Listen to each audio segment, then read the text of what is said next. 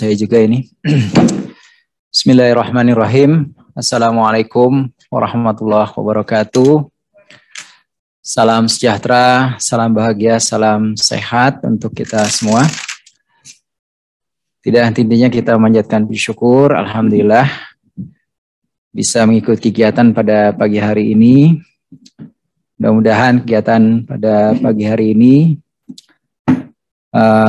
membawa manfaat, penuh berkah ya, membawa manfaat untuk seluruhnya ya, tidak hanya bagi peserta yang hadir ya sebagai peserta, tapi juga tentu bagi narasumber sendiri. Mudah-mudahan nanti saya meyakini dari sesi yang berlangsung ya, paparan narasumber, kemudian tanya jawab, kita juga bisa saling mengambil hikmah, manfaat dari kehadiran kita pada kegiatan ini. Amin. Yang kami hormati, izinkan saya juga menyapa sahabat saya, Pak Santun Mas Fari Siregar, Direktur Perdata Ditjen AHU, Kementerian Hukum dan HAM. Kemudian para narasumber yang juga hadir di sini bersama saya, ada sahabat-sahabat saya juga semua ini, Ibu Zulda Enderton, Bu Zoe dari UNODC, kemudian Pak Fridolin Berek dari Stranas Pencegahan Korupsi, dan juga teman-teman yang hadir di tempat ini dan juga hadir secara virtual. Pertama, izinkan saya menyampaikan apresiasi, terima kasih yang sebesar-besarnya kepada Ditjen AHU, khususnya Direktorat Perdata, Kementerian Hukum dan HAM yang telah menggelar webinar dengan persiapan yang sangat baik. Saya kira kehadiran peserta hingga 1.800 ini bisa terwujud karena penyelenggaraan webinar ini yang sangat baik tentunya ya dari sisi persiapan. Karena itu selamat untuk teman-teman yang sudah mempersiapkan acara ini dengan baik, dan mudah-mudahan sekali lagi acaranya berjalan dengan baik dan juga bermanfaat untuk semua. Pada sesi ini saya kira saya sudah bisa lebih mudah ya.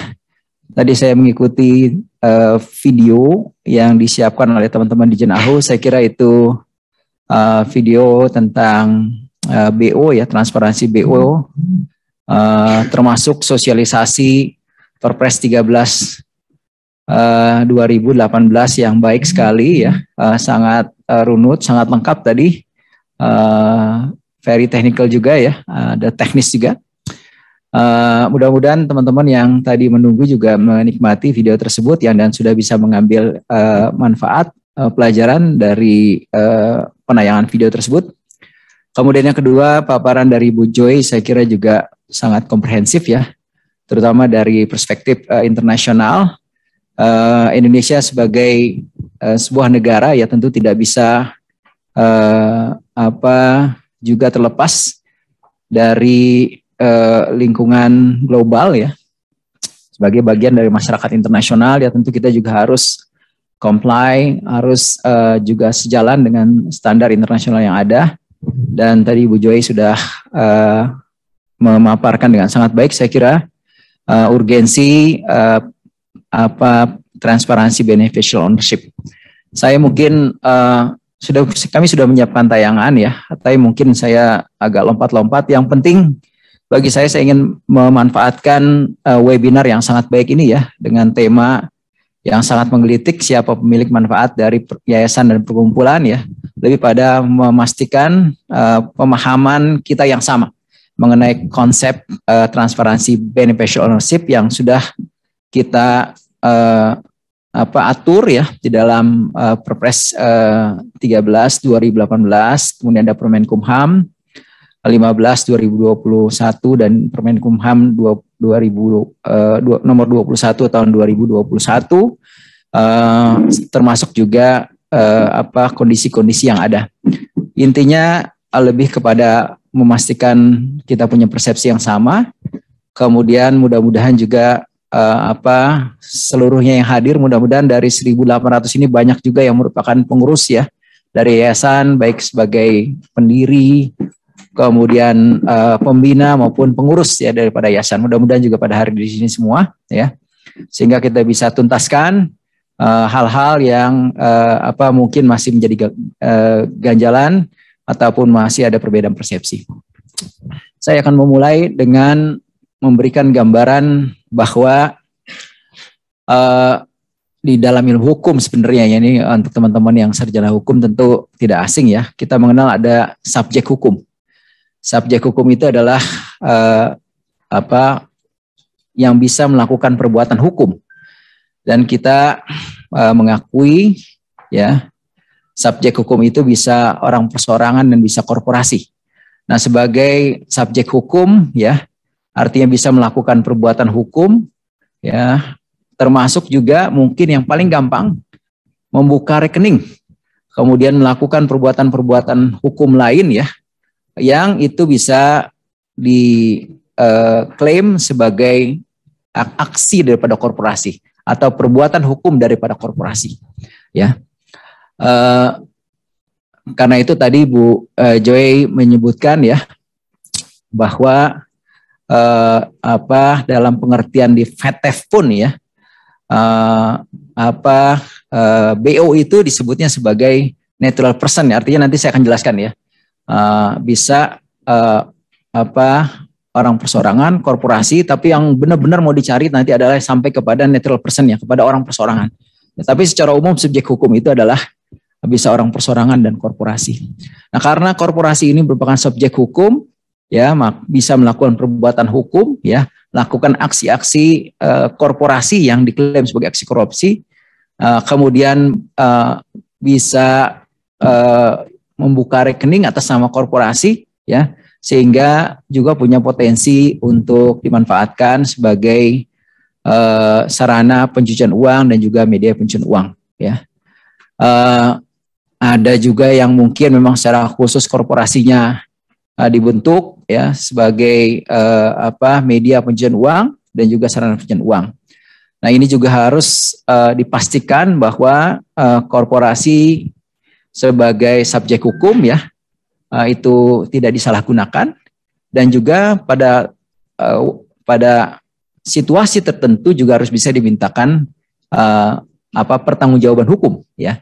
Teman-teman sudah juga mengetahui ya, korporasi itu juga bisa diminta pertanggungjawaban, bahkan bisa dipidana. Sekarang regulasi di negara kita sudah sangat lengkap mengatur tentang pertanggungjawaban korporasi ya. Nah, ini penting untuk saya dudukan terlebih dahulu ya, posisi dasar daripada korporasi, dan karena itulah maka pemerintah kemudian sebagai bagian dari masyarakat internasional juga yang mendorong ada transparansi BO, kemudian mengeluarkan regulasi yaitu Peraturan Presiden nomor 13 tahun 2018 tentang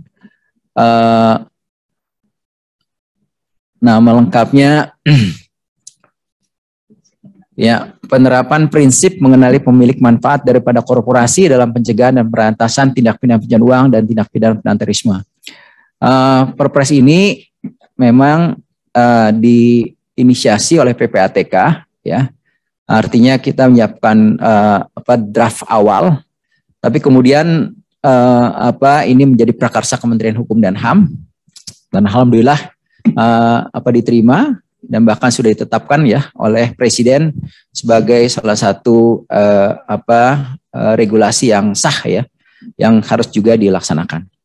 Nah, Perpres ini mudah-mudahan bisa menjawab kekhawatiran kita tentang dimanfaatkannya korporasi untuk pencucian uang ya, dan juga pendanaan terorisme.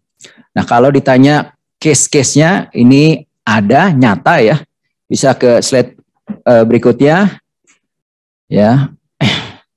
Nah, ini untuk karena fokus sekarang ini terkait dengan yayasan dan perkumpulan ya, ada contoh ya, ada suatu yayasan yang ternyata penghimpunan dananya itu dimanfaatkan untuk organisasi teroris ya.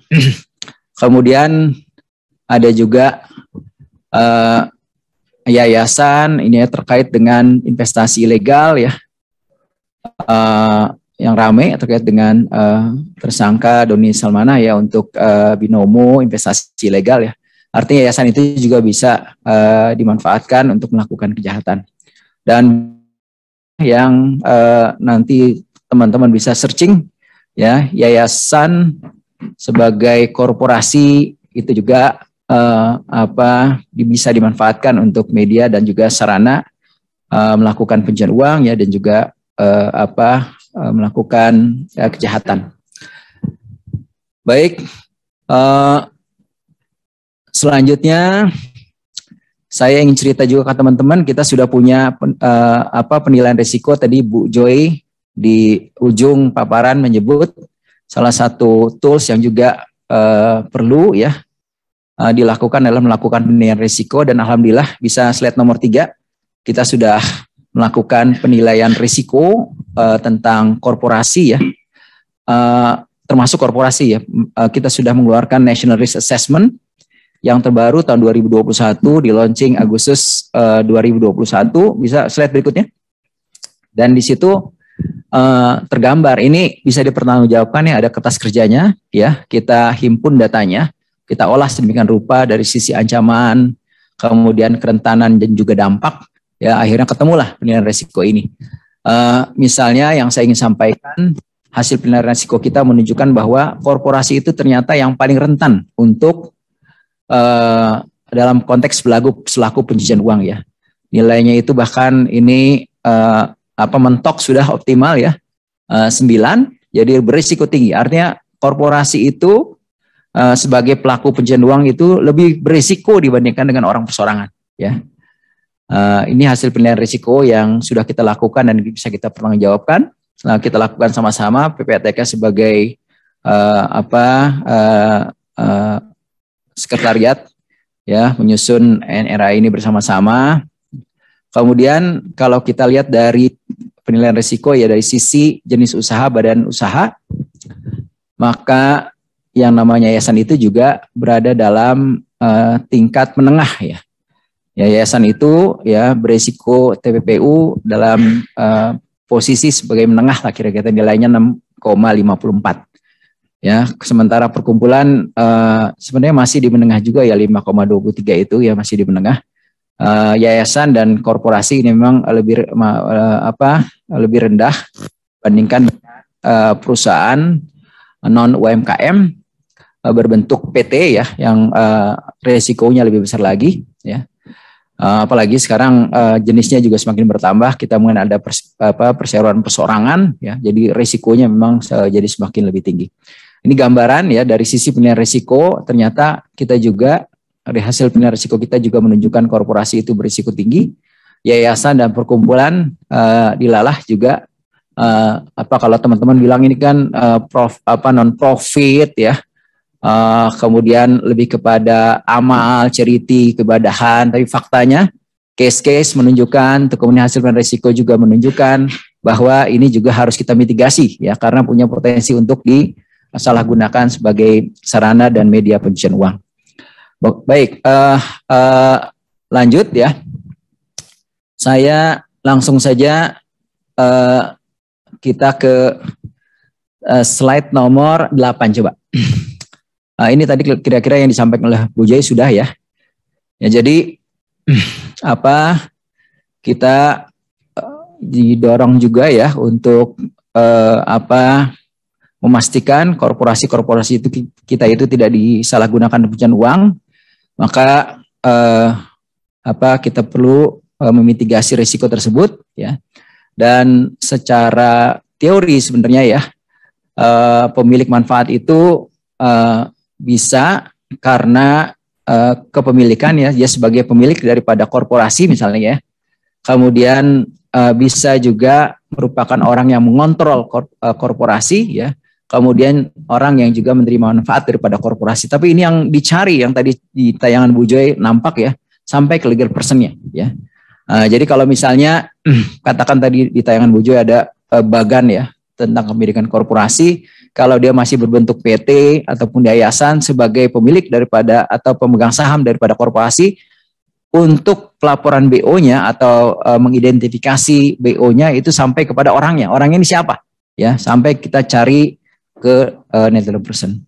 Nah, kalau kita lihat dari tayangan ini, sebenarnya secara teori ya, definisi pemilik manfaat ya, yang baik itu yang merupakan pemilik, yang mengontrol maupun yang bermanfaat ya, ini menunjukkan bahwa secara teori itu bisa dalam kedudukan sebagai legal ownership ya, artinya memang dia tercatat dalam dokumen resmi sebagai pemilik perusahaan atau yang mengontrol perusahaan ya, atau penerima manfaat ya. Tapi juga bisa jadi ya, BO itu merupakan orang yang ultimate beneficial ownership. Bisa jadi dia tidak ada di dokumen perusahaan ya, tapi nyata-nyata merupakan pengendali dari perusahaan ataupun yang menerima manfaat daripada korporasi.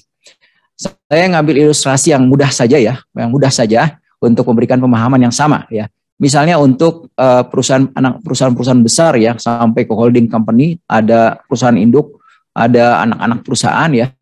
Kadang-kadang di anak perusahaan itu tidak muncul itu ya,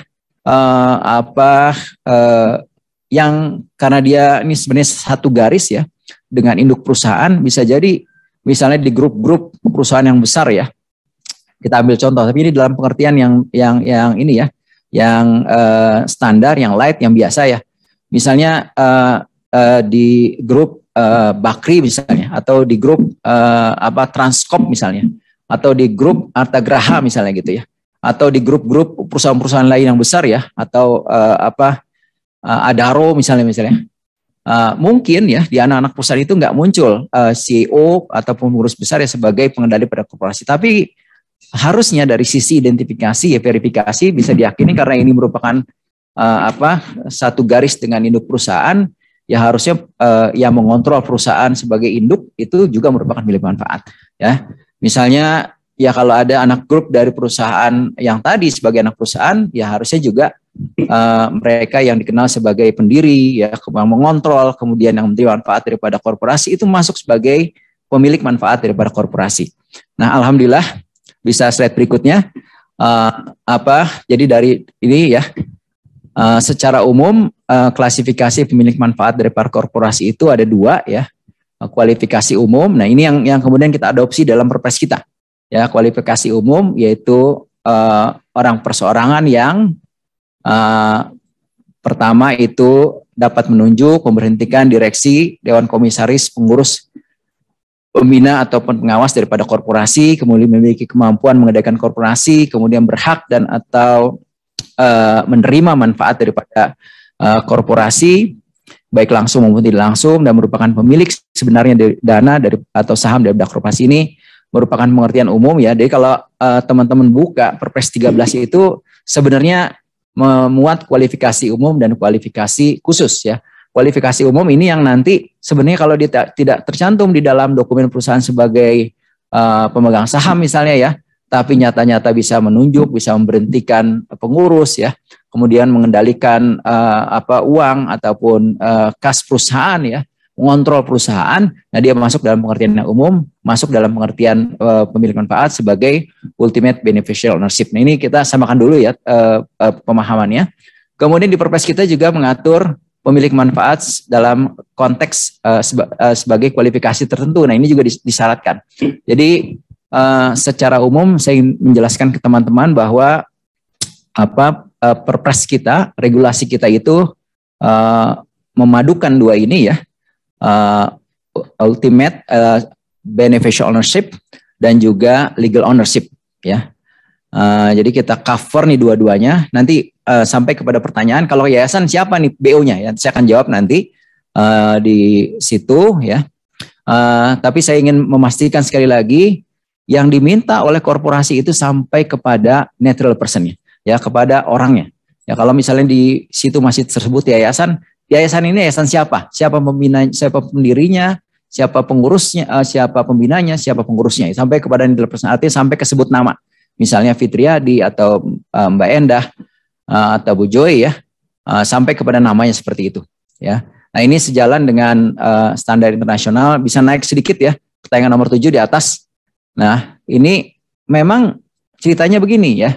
Nah, saya sering juga ketemu dengan beberapa teman ya, termasuk teman-teman dari BUMN ya, Kementerian BUMN. Kalau pemilik manfaat dari BUMN, kalau dicari interpersonnya siapa ya? Memang ya harus, karena regulasinya bilang sampai ke orang ya tentu kepada nama. Ya, kalau memang yang mengendalikan adalah Menteri BUMN yang saat itu diangkat sebagai pejabat yang menjadi Menteri BUMN yang mengendalikan sebagai BO ya tentu adalah pejabatnya ya. Dalam hal ini adalah Menteri BUMN yang sekarang menjabat untuk Pak Erik ya. Dan itu sebenarnya tidak masalah ya. Soal kalau ada perbedaan tinggal soal dokumen pendukung saja ya. Kalau PPATK tidak masalah kalau misalnya itu yang jadi dokumen pendukungnya itu adalah SK penunjukan sebagai menteri misalnya. Kita oke juga ya. Bisa turun lagi ke bawah ya. Turun lagi. Nah ini yang saya mau jelaskan dari yang pihak tertentu sebelum ini ya, ini ya. Jadi tadi saya menyampaikan ada kualifikasi umum, kualifikasi tertentu. Jadi kalau membacanya untuk yang teman-teman dari yayasan dan perkumpulan tinggal lihat nih kualifikasi tertentu ya. Di dalam Perpres disebutkan masuk dalam kualifikasi BO ya secara aturan berdasarkan Perpres tersebut ya. Pertama, untuk yayasan itu memiliki kekayaan awal lebih dari 25% pada yayasan sebagian tercantum dalam anggaran dasar. Kemudian memiliki kewenangan mengangkat, ini termasuk yang ultimate beneficial ownership, tidak tercantum dalam anggaran dasar, tapi punya kewenangan mengangkat, memberhentikan ya. Bisa juga dia tercantum ya, sesuai dengan mandat yang ada di dalam anggaran dasar rumah tangga yang kemudian disahkan oleh Kementerian Hukum dan HAM. Kemudian memiliki kewenangan atau kekuasaan untuk mempengaruhi, kemudian mengendalikan yayasan tanpa harus mendapatkan otorisasi ya. Kita banyak contoh ya, orang-orang yang tidak ada di dalam yayasan tapi diidentifikasi dan diyakini ya mengendalikan perusahaan tersebut ya. Ini banyaklah yayasan-yayasan, saya tidak ingin menyebut nama yang sudah beredar misalnya, takutnya nanti agak tendensius, tapi ini fakta-fakta yang ada ya, termasuk juga menerima manfaat dari yayasan namun bukan sebagai legal owner. Nah ini semakin menegaskan bahwa Perpres kita itu mengadres, meminta ya sampai kita mengenali sampai ke ultimate beneficial ownership-nya. Jadi Perpres ini sudah sangat progresif ya, sudah sangat maju, tinggal kita punya pemahaman yang sama, melihatnya, kemudian mengimplementasikannya. Nah kalau untuk perkumpulan, ya pemilik manfaat itu dari kualifikasi tertentu disebutkan masuk dalam pengertian pemilik manfaat dari korporasi jika memiliki sumber pendanaan lebih dari 25%. Ya. Kemudian menerima hasil kegiatan usaha lebih dari 20%. Ya, tinggal diidentifikasi, diverifikasi ya. Nanti saya akan jelaskan mekanismenya. Kemudian memiliki kewenangan untuk mengangkat, memberhentikan pengurus, pengawas perkumpulan. Kemudian memiliki kewenangan atau kekuasaan untuk ya bukan legal owner ya, mempengaruhi atau mengendalikan perkumpulan tanpa harus mendapat otorisasi dari pihak manapun. Kemudian menerima manfaat dari perkumpulan namun bukan sebagai legal owner, artinya tidak tercantum ya. Jadi menegaskan lagi. Oke, sekarang kita ke yang sangat spesifik menentukan siapa pemilik manfaat daripada yayasan. Bisa slide berikutnya. Ya ini kita coba lihat nexus ya di antara pihak-pihak dalam yayasan dengan pemilik manfaat dari yayasan dan perkumpulan. Tadi saya sudah menyebutkan di sana di depan ya. Pemilik manfaat itu secara teori dia bisa merupakan own legal person, artinya pemilik dari perusahaan, bisa yang mengontrol perusahaan daripada perusahaan ataupun legal person ya, korporasi. Bisa dia berbentuk legal ownership, bisa juga ultimate beneficial. Bisa juga berupa ultimate beneficial ownership. Nah, untuk yayasan perkumpulan kami mengidentifikasi ya, ini sudah juga kami kaitkan dengan regulasi yang ada ya, termasuk Undang-Undang nomor 16 tahun 2021 tentang yayasan sebagaimana telah diubah dengan Undang-Undang nomor 28 tahun 2004 tentang yayasan ya. Di dalamnya disebut bahwa strukturnya kalau yayasan itu ada pendiri ya, kewenangannya sebagai pemilik daripada yayasan, pendiri yayasan, kemudian masuk dalam pengertian sebagai BO ya apabila memiliki harta kekayaan pribadi di yayasan lebih dari 20%. Jadi kalau misalnya dia di yayasan tersebut ya kepesertaannya itu hingga lebih dari 20%, maka sebagai pendiri, ya maka dia masuk dalam pengertian BO. Nah, kemudian untuk pembina, di pembina itu di dalam undang-undang yayasan disebutkan kewenangan-kewenangannya antara lain ya. Pertama, mengubah anggaran dasar. Jadi punya kewenangan pembina ini untuk mengubah anggaran dasar. Nanti dikoreksi Mbak Enda ya. Dan juga teman-teman yang yang incas dengan ini kita baca-baca ya.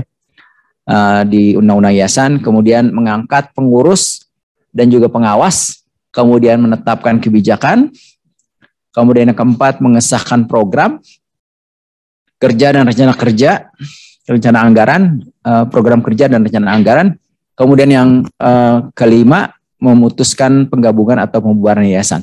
Nah, dari kewenangan-kewenangan yang ada ini, kami melihat ya sebenarnya pembina itu masuk dalam pengertian BO ya, seluruhnya ya. Karena tadi punya kewenangan untuk mengangkat pengurus dan juga pengawas, menetapkan kebijakan, mengesahkan. Jadi ini kekuasaannya sangat powerful ya. Nah, jadi kalau yang pendiri once sampai 25% masuk dia sebagai BO. Ini dihubungkan dengan Perpres BO ya. Kalau untuk pembina dari kewenangan-kewenangan ada, kita menganggap ini sudah masuk dalam pengertian BO. Nah, kalau pengurus kita lihat kewenangannya di dalam undang-undang yayasan itu hanya melaksanakan kepengurusan yayasan ya. Lebih kepada operasionalisasi. Nah, kalau dalam pengertian ini saja ya bukan merupakan BO ya. Jadi kalau misalnya memasukkan pengurus sebagai BO, harus juga diidentifikasi ya. Mungkin dia juga punya kewenangan seperti pembina ya, tapi enggak, kalau dari anggaran dasar tidak bisa. Nah, bisa jadi dia mengendalikan perusahaan tidak ada di dalam anggaran dasar sebagai pengurus juga ya, tidak tercantum, tapi mengendalikan perusahaan masuk dalam pengertian BO. Tapi secara umum pengurus itu hemat kami bukan merupakan BO. Kemudian untuk pengawas ya, kewenangannya adalah melakukan pengawasan serta memberikan nasihat kepada pengurus dalam menjalankan kegiatan usaha. Ini juga hemat kami juga bukan masuk dalam ketentuan BO. Jadi kalau teman-teman yang dari yayasan, jadi sekali lagi Perpres BO ini mengamanatkan, mengidentifikasi BO itu dilakukan oleh korporasi ya, bukan oleh pihak lain termasuk oleh notaris. Notaris hanya membantu menyampaikan informasi dengan BO yang memang harus disubmit pada saat yang bersangkutan, tadi di tayangan video sudah ada ya, diminta untuk melakukan proses pengesahan badan hukum, perubahan badan hukum daripada yayasan ya. Maka pintunya itu di AHU online itu harus lewat notaris ya, maka disampaikan oleh notaris. Tapi AHU online kita ya sebagai company house ya, kalau di UK company house tuh ya, yang single company register ya, satu-satunya sekarang semua sudah di AHU, itu sudah memungkinkan pelaporan BO dilakukan oleh pengurus sendiri ya, pengurus korporasi, dan juga dilakukan oleh orang yang diberikan kuasa, tidak harus notaris. Jadi saya harus juga menyampaikan sebenarnya peran notaris di dalam konteks implementasi BO ini sangat sedikit. Ya, hanya terkait dengan pelaporan. Tidak perlu mengidentifikasi, tidak perlu melakukan verifikasi ya. Kalaupun itu dituntut oleh sistem AHU online dalam kaitan dengan pengesahan perubahan anggaran nasional, tinggal minta saja ke korporasinya ya. Untuk menguatkan bisa tadi disampaikan ya, misalnya dengan pernyataan, surat keterangan ya daripada korporasi untuk melaporkan tentang BO-nya ya. Ya saya kira yang di bawah ya kaitan dengan kewajiban penetapan BO, bisa lanjut. Ini tadi sudah semua di tayangan di video yang disampaikan, bisa lanjut ya. Satu aja Pak terkait dengan perkumpulan karena waktunya habis. Oh gitu. Iya. Terkait dengan pemilik manfaat dari perkumpulan saja Pak, karena intinya itu kan. Yayasan itu yang tadi kira-kira seperti itu ya. Bisa naik lagi slide-nya. Di Permen Kumham udah lengkap diatur ya. Jadi kalau yang yayasan ya kurang lebih bersama lah dengan yayasan ya, kalau perkumpulan ya. Jadi ada kualifikasi tertentu sebagaimana yang disebutkan di dalam Perpres. Kemudian kalau dari sisi nexusnya kira-kira seperti ini juga ya. Nanti kita siapkan juga deh yang khusus untuk perkumpulan. Saya mau menyampaikan terakhir ya, slide saya yang sebelum menutup bisa ditampilkan mengenai sanksi administratif, sanksi pidana dan administratif. Ini penting disampaikan. Jadi kalau tayangan yang setelah ini kan tadi mengenai penetapan, identifikasi, verifikasi, kemudian pengawasan, teman-teman bisa baca lah ya. Kemudian tadi dari video sudah mengerti semua. Saya mau menyampaikan soal ini yang penting ya. Ya, kemudian tadi kalau disampaikan yang mengenali BO daripada korporasi itu korporasi, pasti dong dia bisa ngarang-ngarang, bisa menyampaikan yang tidak benar. Dan Kumham atau aplikasi itu akan terima aja, ya, tidak masalah. Fine ya, tapi harus diingat, once menyampaikan informasi BO secara tidak benar itu ada potensi dikenakan sanksi, bisa pidana, bisa administratif ya. Pidana kami melihat itu bisa dikenakan pasal 242 ayat 1 KUHP. Intinya di sini ya menyampaikan informasi yang tidak benar ya. Ini bisa dikenakan, ada ancaman pidananya. Kemudian di sisi pidana lain ya, once ternyata maksud menyampaikan informasi BO yang benar itu adalah untuk menyembunyikan siapa pemilik sebenarnya daripada yayasan atau perkumpulan ya. Kemudian sebagai pemilik sebenarnya daripada yayasan atau perkumpulan ya, maka itu juga bisa dikenakan pidana TPPU ya. Kalau dia untuk yang profesional, kalau tadi Bu Joy menyebut misalnya dibuatkan perikatan dan macam-macam, itu bisa dikenakan pasal 4. Kemudian kalau ternyata juga menerima pentransferan sebagai pelaku pasif, itu dikenakan pasal 5 Undang-Undang 8 2010. Di samping sanksi administratif lain yang diatur di dalam undang-undang terkait lainnya ya. Misalnya di undang-undang yayasan sendiri ya. Kemudian ataupun undang-undang lain lah ya yang terkait dengan entitas tersebut. Itu mungkin sebagai bahan pengantar diskusi kita, mudah-mudahan bisa menyamakan persepsi kita tentang penerapan transparansi beneficial ownership khusus untuk yayasan dan perkumpulan. Terima kasih, saya kembali